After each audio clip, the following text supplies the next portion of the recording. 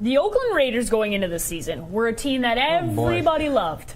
Everybody high on this team, playoff aspirations. They're going to all of a sudden they're just going to be just as good, if not better, than last year. Well, they haven't been that good. And Derek Carr has not been the fantasy quarterback that everybody projected him to be, and it's been bad.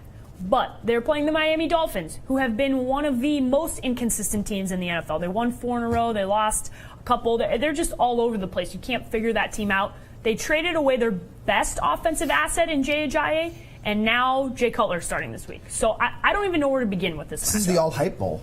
Oh, it is? This is the all-hype bowl. I love it. This is the AFC Championship game preview from the preseason of the Raiders-Dolphins. What a joke. Are you saying we're not going to get Raiders-Bucks Super Bowl this year? I'm pretty sure we're not getting that. I'm playing Derek Carr this week. Yeah, I mean... Because of the injuries. I had Deshaun Watson. He's hurt.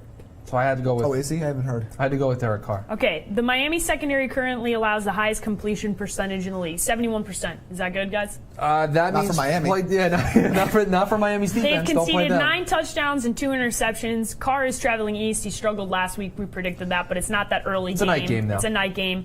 I think that this is a good as good of a matchup as Derek Carr is going to get. Yep. And I just don't foresee, especially in that division when he is playing against the Chargers and the Broncos and the Chiefs, that are not ever good matchups for him. This is one of the actual better matchups for him in fantasy. Yeah, you like it for Cooper and Crabtree as well. Unless I absolutely have to, I'm not starting a Raiders running back. I'm not playing this game. No, Marshawn You were Lynch. telling somebody earlier to play Marshawn Lynch. What was the two options. Of the two options, yeah. Matt Breida?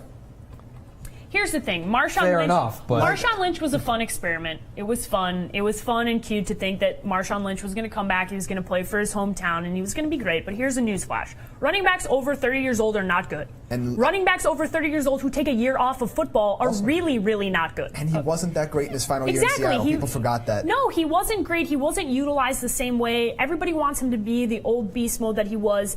When you run the way that he runs, the wear and tear that he took on his body, he was not the same when he came back in Seattle. And that's because of that injury and the wear and tear that he put on his body. We all know what happens to running backs after they're 30 years old. They turn into pumpkins. It's not good. Halloween's over, Paige. Halloween. I'm still making pumpkin reference because you know what? I'm making pumpkin pie for Thanksgiving, so it still counts. Jared Cook. Yeah. I mean, it's a decent matchup. Jared Cook, yeah. Well, come on, yeah. Jared, if you have him, you're probably starting. Yeah. The Dolphins have allowed 6.8 touchdown rate to the position. They rank 12th in the league. So we've talked about how crappy overall the tight end position is. So this is one of those ones where you go, it's all right. It's not great. But let's talk about the Dolphins side of the football. Jay Cutler, not making him a thing. Not making him a thing. He's outside of the 16th. We can't keep putting. There's only a certain amount of spots outside of the 16. He's ahead of Beathard and Stanton. And he's ahead of Osweiler.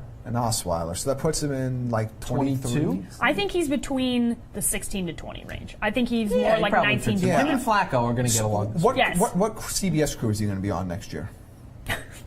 No, he'll be on the Fox crew. Oh, he'll be on the Fox crew? Okay. He should have been on one this year. He'll be with Burkhardt. Okay. Yeah, he should have been on one this year. He should be there now. Yeah, he'll go back to that one. It's good for him that he's not, because Tony Romo is outshining everybody. Tony Romo may be the best color guy in football I don't right anticipate that Jay Cutler is going to have the same enthusiasm, because I would never use the word enthusiasm in a sentence with Jay Cutler.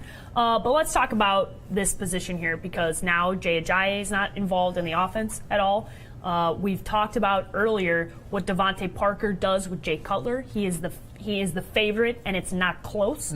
Jarvis Landry, I think Devontae Parker, Jarvis Landry are still startable, but I think Kenny Stills takes a step back as far as what his value is, because if you watched when Jay Cutler was the quarterback, Kenny Stills was not involved in the offense in the same way. I want to see what I like Kenyon Drake as a waiver wire pickup this week, but I got to see what his role is, how they use him before I'm willing to go all in on him as a fantasy option. Yeah, you pick him up, stash him. He's the back you want over Damian Williams for a couple of reasons. Yes. One, Kenyon Drake is an Adam Gase guy.